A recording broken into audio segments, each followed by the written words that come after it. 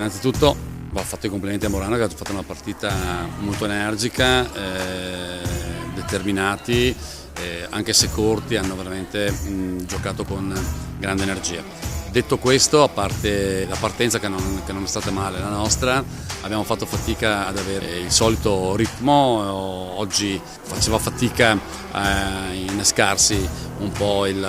gioco che ci ha sempre un pochino contraddistinto, per merito di Murano, un po' perché oggi abbiamo fatto fatica a carburare e quindi le cose sono andate un po' così. La partita è stata punto a punto, è stata una partita di pallacanestro fatta bene, abbiamo cercato di giocare bene nelle rotazioni, ma abbiamo corso dietro a situazioni che erano da saper interpretare, quindi magari ci siamo innervositi perché giocando la palla dentro l'area non abbiamo raccolto quello che dovevamo raccogliere in termini magari di falli subiti. Questo ci ha tolto un po' di spinta a noi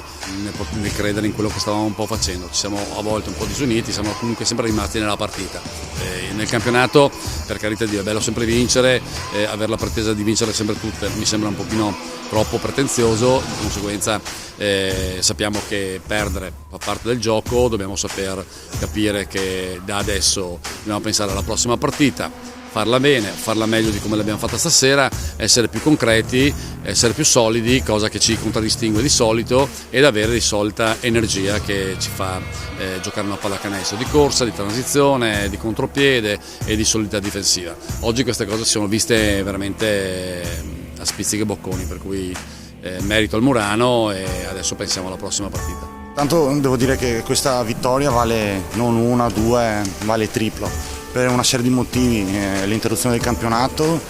ragazzi che hanno ricominciato quest'anno, hanno ricominciato con questa partita, avevamo avuto un ragazzo che si è rotto un dito, abbiamo avuto ragazzi col Covid, eravamo senza Berlic che speriamo di recuperare la settimana prossima,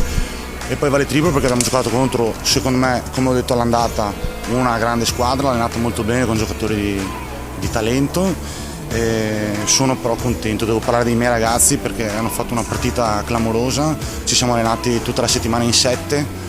molte settimane non siamo riusciti a allenarci perché non avevamo proprio giocatori, e quindi sono orgoglioso dei ragazzi e dedico la vittoria alle persone che vengono a vederci, che ci seguono sempre, poche ma che ci seguono, alla società, ai presidenti e tutte le persone che stanno dietro a questa società, che si danno sempre il massimo. Poi tecnicamente tanto la partita non c'è da dire perché eravamo in 5, 6, 7 e non si parla tanto di tecnica in quei momenti delle partite, ma ci abbiamo messo una voglia che non avevo mai visto.